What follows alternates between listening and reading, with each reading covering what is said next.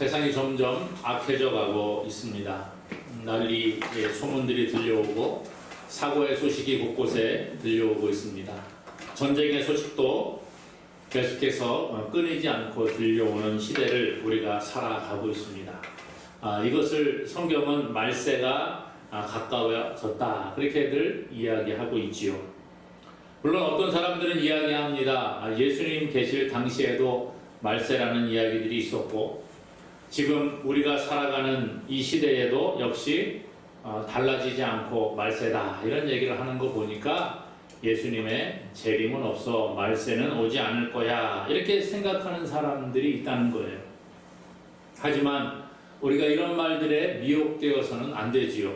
우리가 지난 시간에 살펴본 것처럼 우리가 살아가는 지금 이 시대에 예수님의 재림이 아직 없다고 할지라도 주의 재림은 반드시 있다는 것입니다. 그리고 세상의 종말은 오고 그 날에 우리가 예수 그리스도와 만나는 놀라운 역사들이 있다는 거지요.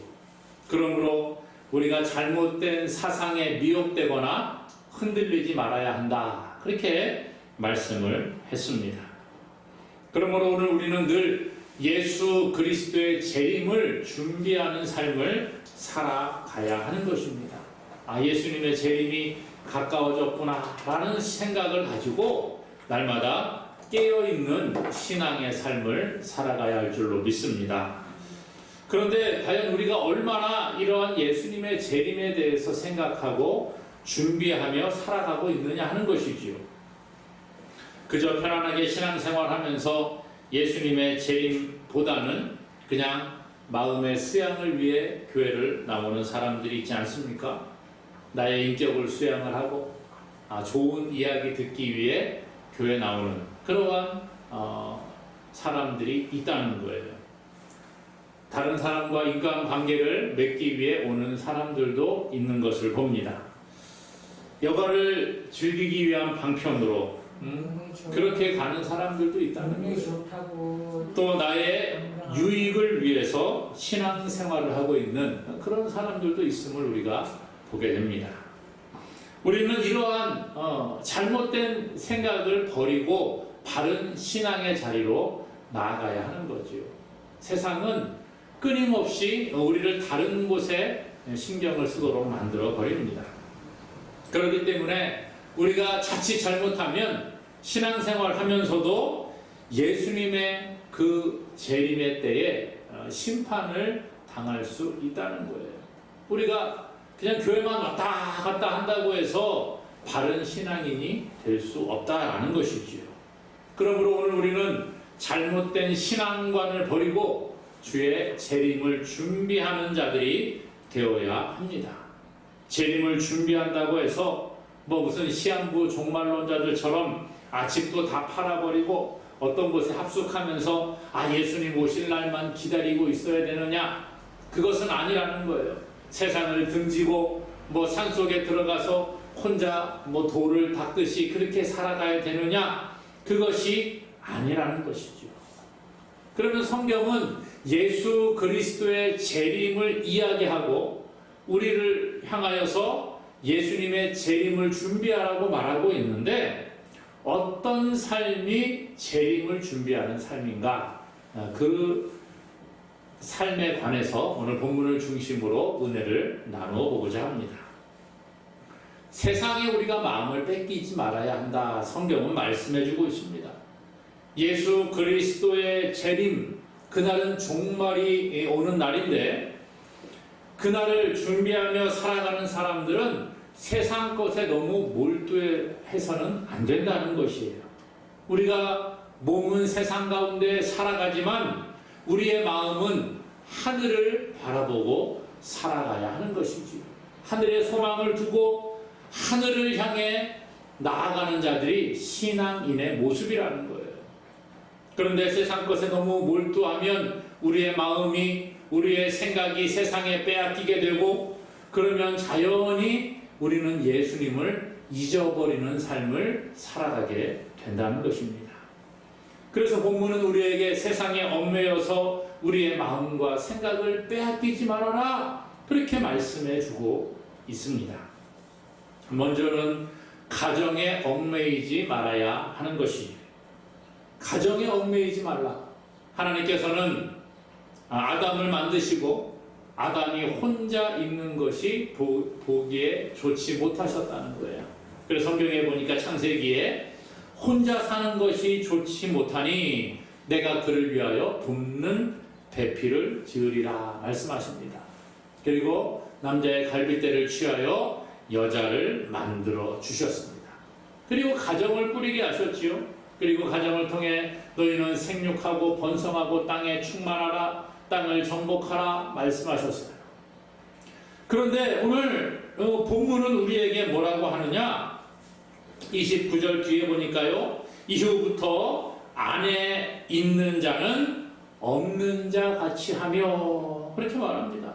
아니, 아내가 있는데 아내 없는 자처럼 그냥 그렇게 살아라, 그렇게 말합니다. 마치 하나님께서 만드신 가정을 부인하는 것처럼 느껴지는 그런 말을 해주고 있다는 거예요. 왜 이런 말을 하고 있을까요? 아니, 장가를 가서 아내가 있고 가정을 꾸린 사람을 향하여 너 이제부터 아내 없는 자처럼 그렇게 그냥 그런 삶을 살아가야 돼, 그렇게 말하는 것 같습니다. 왜 그렇지요? 그 32절 이하 밑에 이렇게 읽어보게 되면, 장가간 사람과 시집간 사람은 가정에 대한 염려와 걱정 때문에 주의 일을 소홀히 할 수 있다라는 거예요. 그래서 주의 재림이 점점 가까워지고 있는데, 재림을 준비하는 자가 예수님보다 가정에 더 마음을 빼앗기는 것은 옳지 않다라고 말해주고 있습니다. 실제로 이 당시에 신앙의 박해가 있었습니다. 고린도 교회 편지를 보낼 때에 교회 예수를 믿는 사람들을 향하여 박해가 많이 있었습니다. 그러니까 신앙의 박해가 있을 때에 아내나 남편이나 자녀를 사랑하는 마음이 있으니까 박해가 올 때 어떻게 했어요? 우리 가족을 보호해야지, 내 아내를 보호해야지, 우리 자녀들을 보호해야지. 그러다 보니 박해로 말미암아 신앙을 버리는 일들이 생겨나기 시작을 했다는 것입니다. 그렇지 않습니까? 예를 들어 우리가 일제시대 때 너 예수 믿지 마, 너 교회 다니면 너희 가족을 죽일 거야, 막 이러면 어떻게 하겠어요? 아이고, 내 아내를 죽인다고? 내 자녀들을 죽인다고? 그럼 어떻게 하지? 이런 고민이 우리 가운데 들어올 수 있다는 것이지요. 그러므로 가정이 있는 사람은 상대적으로 가정이 없는 사람보다 신앙의 박해가 올 때에 예수 그리스도를 더 열심히 바라보기 어려울 수 있다는 거예요. 그렇기 때문에 오늘 말씀은 우리에게, 비록 여러분이 가정을 꾸리고 그렇게 결혼을 했을지라도 마치 혼자 살아가는 사람처럼 그렇게 하나님을 더 잘 섬기기 원합니다, 이렇게 권면해주고 있다는 것이죠. 사실 일반적으로도 이러한 것들을 우리가 보게 됩니다.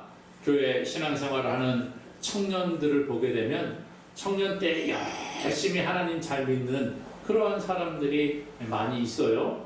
그런데 청년 때 열심히 신앙생활을 하다가 이제 결혼을 하게 됩니다.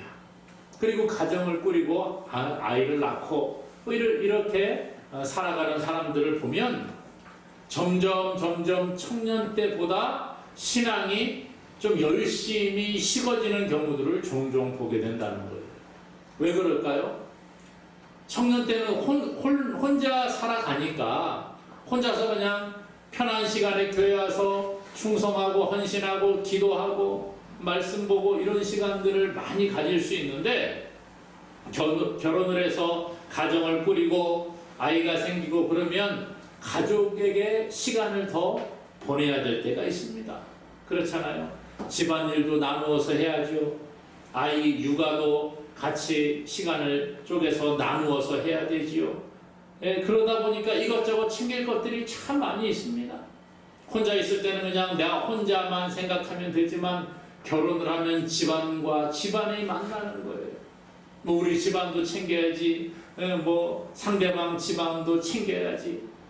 또 우리 같이 가족을 이루고 있는 아내를 기쁘게 하고 남편을 기쁘게 해야 되지요. 자녀가 생기면 자녀도 잘 돌봐야 되지요. 그러다 보니까 점점 주의 일을 하는 것은 줄어들고 가정의 시간을 더 많이 보낼 수밖에 없다는 거예요.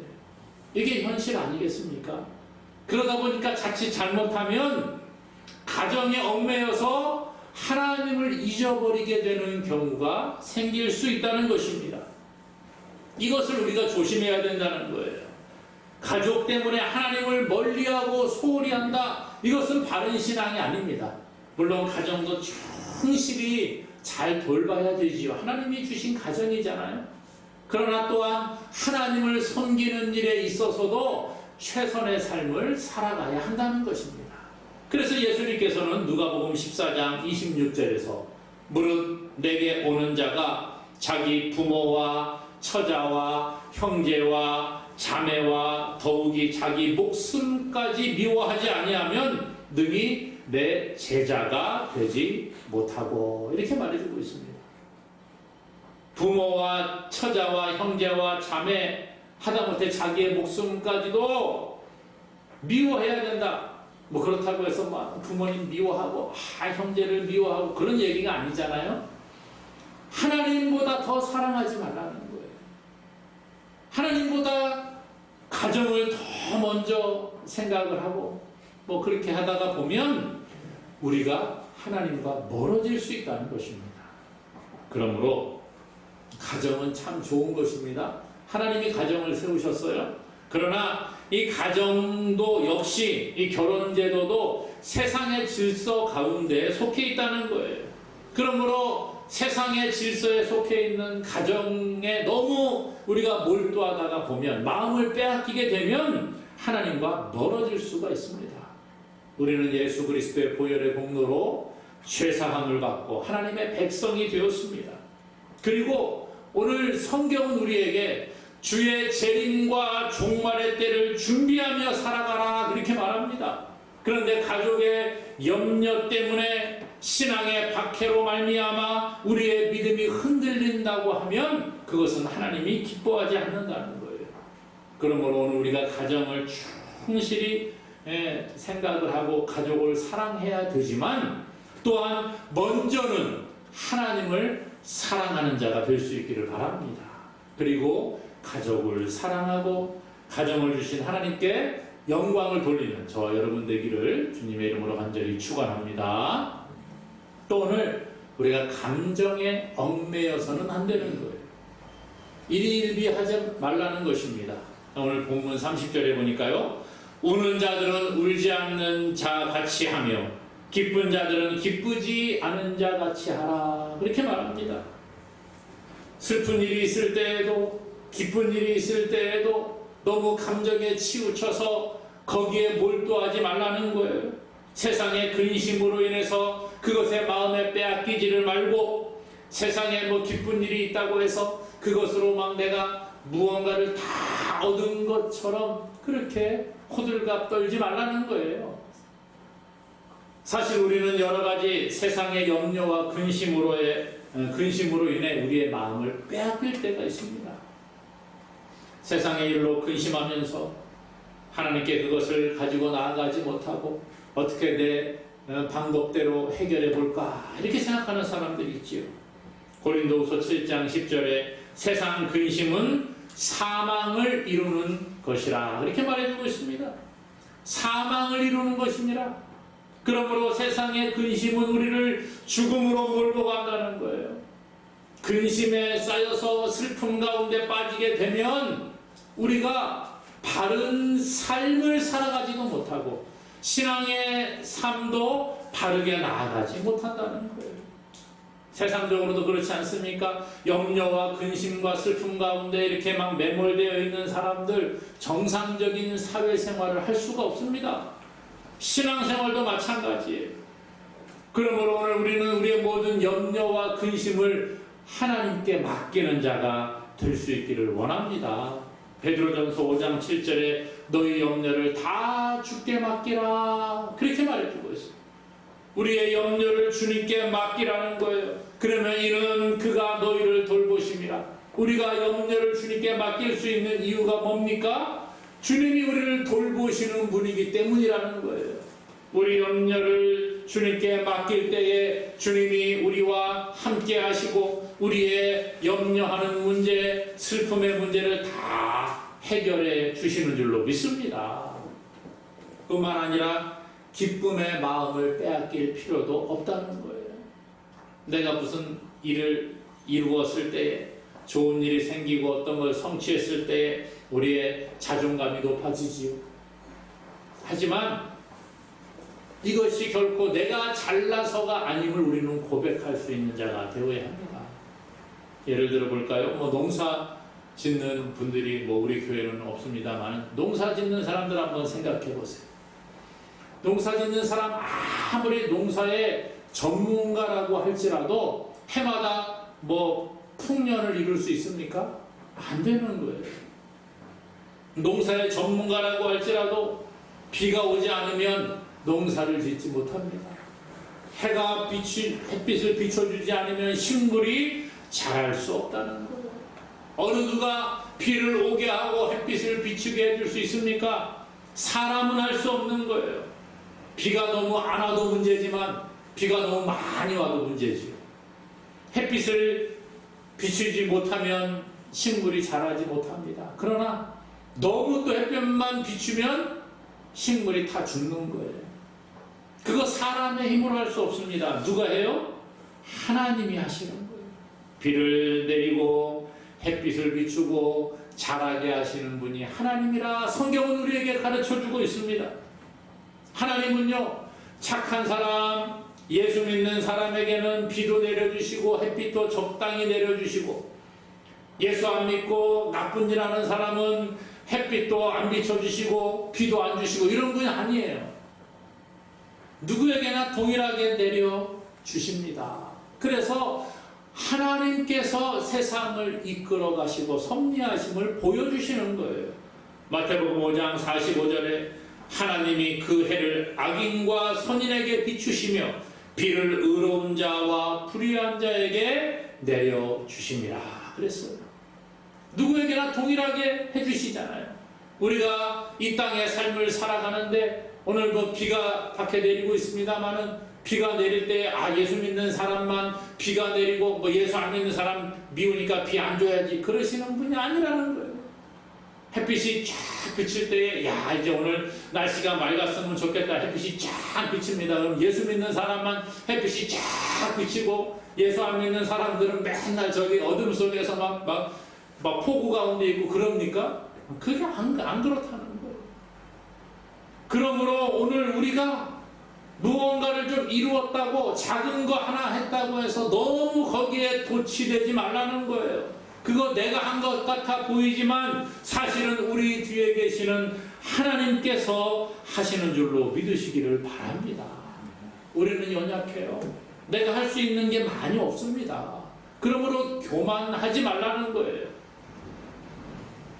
무엇을 내가 잘나서 이룬 것이 없습니다. 그러기에 너무 감정에 치우치고 도취되지 말라는 거예요. 슬픔 가운데 빠져있지도 말고 너무 기쁘다고 해서 승리에 도취될 필요가 없다라는 거예요. 세상 일에 일비하는 것이 아니라 감정을 따라 살아가는 자가 되는 것이 아니라 하나님의 은혜를 기억하고 주님 다시 오시는 그날까지 앞을 향하여 달려가는 자가 되어야 합니다. 세상 근심에 눌려 있습니까? 어려운 일이 있고 슬픈 일이 있습니까? 살다가 보면 왜 그런 일이 없겠어요? 어려운 일은 날마다 우리에게 찾아옵니다. 왜 나만 이렇게 맨날 어려운 일이 있을까요? 누구는 그러시더라고요. 혼자만 그러겠어요? 저도 목사이지만 목사에게도 어려운 일이 있고 슬픈 일이 찾아옵니다.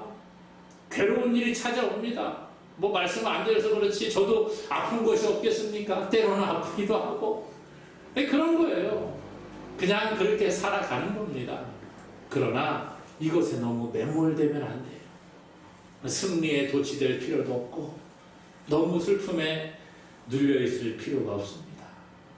세상 근심을 다 주님께 맡기고 승리에 덧치되어 교만에 빠지지 말고 우리의 삶의 주관자가 하나님이 되심을 믿고 주님 다시 오시는 그날까지 하나님의 뜻을 따라 충성하는 저와 여러분 되기를 주님의 이름으로 축원합니다. 재물에 얽매여서도 안 되는 거예요. 어떤 사람은 그런 사람이 있어요. 돈이 많다고 막 어깨에 힘주고 다니는 그런 사람들이 있습니다. 아니요, 그것도 별로 좋은 게 아닌 것 같습니다. 오늘 30절 31절에 보니까 매매하는 자들은 없는 자같이 하며 세상 물건을 쓰는 자들은 다 쓰지 못하는 자같이 하라. 물건이나 재산에 얽매이지 말라는 거예요. 이 세상에 재물에 마음을 두게 되면 우리의 마음은 세상에 재물에 묶여 있을 수밖에 없습니다. 예수님 그러셨잖아요. 마태복음 6장 19절 이하의 21절까지 말씀에서 너희 보물을 땅에 쌓아두지 마라 그렇게 말합니다. 거기는 좀과 동록이 해하며 도둑이 구멍을 뚫고 도둑질하느니라. 오직 너희를 위하여 보물을 하늘에 쌓아두라. 거기는 좀이나 동록이 해하지 못하며 도둑이 구멍을 뚫지도 못하고 도둑질도 못하느니라. 내 보물 있는 그곳에는 내 마음도 있느니라. 그렇지 않습니까, 여러분? 보물이 있는 그곳에 마음이 있어요. 그렇기 때문에 우리의 보물을 세상에 두면 우리의 마음은 세상에 있게 되고, 우리의 보물을 하늘에 쌓아두게 되면 우리의 마음은 어디로 가요? 하늘을 향해 나아가게 되어져 있는 거예요. 세상에 가지고 있는 것이 많을수록 우리는 그곳에 마음을 빼앗깁니다. 세상에 가진 사람들 보세요. 거기에 마음이 빼앗겨서 그 재산이 많을수록 두려움을 많이 느끼더라고요. 재산이 없는 사람은 사실 세상에서 그렇잖아요. 가난한 사람들 좀 물질이 없으면 불편하기는 해도 그거 가지고 불안해하지 않습니다. 그런데 부자들은 좀 불안에 떠는 것을 많이 봅니다. 제가 이제 어떤 권사님과 대화를 나누는데 그분 친구분이 재산이 너무 많대요.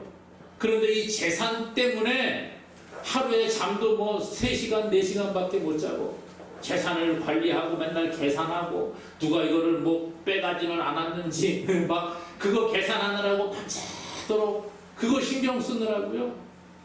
그 누구에게 그걸 맡겨놨는데 믿지 못하는 거예요. 그러니까 다시 자기가 다 챙겨보고 이거 제대로 계산이 된 건가? 이거 혹시나 누가 나한테 사기를 쳐서 뺏어가진 않나? 누가 도둑이 와가지고서 내가 훔쳐가지 않나? 맨 거기에 사로잡혀갖고 불안하다는 거예요. 그러면서 그 권사님 하시는 말씀이 나는 돈은 별로 없지만 행복하게 편안하게 두 발 잘 뻗고 잡니다. 그러시더라고요. 여러분 그렇지 않습니까? 예를 들어보세요. 지갑에 돈을 제가 은행에 가서 한 100만 원 찾아갖고 왔습니다. 지갑에 일단 넣었어요. 그리고 그 지갑을 가방에 넣습니다.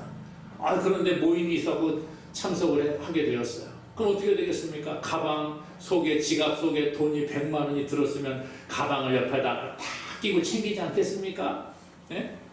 그런데 앉다가 보니까 가방을 옆에 놨는데 누가 막 옆으로 가다가 보니까 가방하고 저하고 막금 떨어져 있으면 어떻게 되겠어요? 어이구 저 가방 속에 내 지갑 속에 100만 원 들었는데 가방이 쫙 입고 있어요. 혹시 누가 확 들고 가면 어떡하나 이 생각이 들면 그 자리가 얼마나 불편하겠습니까? 실제로 저도 그런 경험들이 있거든요. 돈 들은 가방이 저쪽에 있고 제 이쪽에 앉아 있으니까 아이고 얼마나 불안하든지 밥을 먹는데 밥이 입으로 들어가는지 코로 들어가는지 배가 부른지 신경이 안 쓰여요. 그게 중요한 게 아닙니다. 지금 먹는 고기를 먹는 게 중요합니까?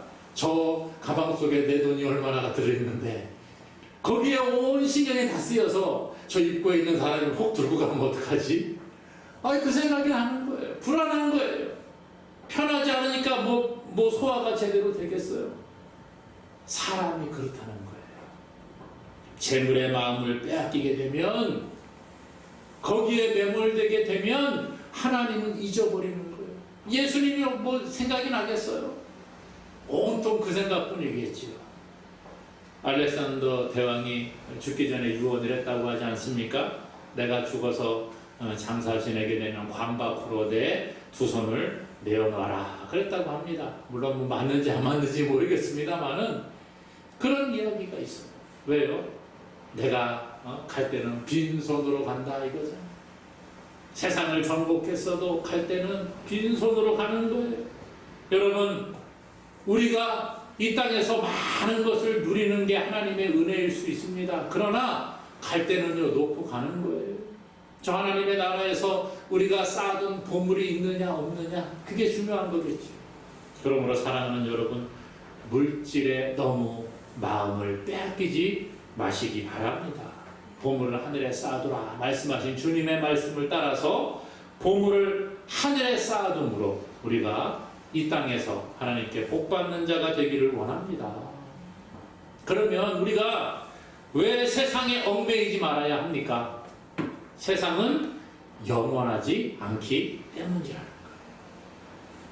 보물을 하늘에 쌓아둘 이유가 뭡니까? 세상은 영원하지 않기 때문이라는 거예요. 그러나 하나님의 나라는 영원해요. 31절 뒤에 보니까 이 세상의 외형은 지나감이라.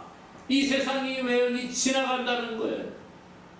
끝이 나는 것이에요. 그리고 나서 새로운 하나님의 나라가 우리에게 펼쳐질 겁니다. 예수님 다시 오시는 그날에 이 땅은 없어질 거예요. 그리고 주님 다시 오시는 그날 세상의 종말에 새 하늘과 새 땅을 창조하시게 될 때인데 우리가 그곳에서 영원한 복을 누리는 역사가 있는 줄로 믿습니다. 그러므로 너무 세상과 친하게 지내려고 하지 마세요. 세상과 벗된 사람은 하나님과 원수가 된다 그렇게 말해주고 있습니다. 그러므로 오늘 우리는 하나님을 가까이 하는 자가 되어야 합니다. 이 땅이 영원한 것 같아 보이지만 영원하지 않은 거예요. 그러므로 오늘 우리는 주님 다시 오시는 재림의 날이 점점 가까이 오고 있음을 기억하시기 바랍니다. 세상은 분명히 유한한 거예요. 영원하지 않다는 거예요. 로마서 13장 11절에 또한 너희가 이 시기를 알거니와 자다가 깰 때가 벌써 되었으니 이는 이제 우리의 구원이 처음 믿을 때보다 가까웠습니다. 우리가 처음 믿을 때보다 지금 시간이 지났으니까 주의 재림이 점점 가까이 오고 있는 거예요. 그렇지 않습니까? 사람도 태어나면 점점 자라면서 이제 죽을 날이 가까워지잖아요. 똑같습니다. 우리도 마찬가지예요. 이 땅의 삶은 영원하지 않기 때문에 주의 재림의 때가 점점 가까이 오고 있음을 우리는 기억해야 합니다. 그러므로 언젠가는 없어질 이 세상에 우리가 미련을 두고 목숨을 걸고 마음을 빼앗기지 마세요. 오직 하나님만을 사랑하고 주의 재림을 사모하며 저 하늘에 우리의 보물을 쌓아둠으로 그날에 칭찬과 상급받는 저와 여러분 되기를 주님의 이름으로 간절히 축원합니다.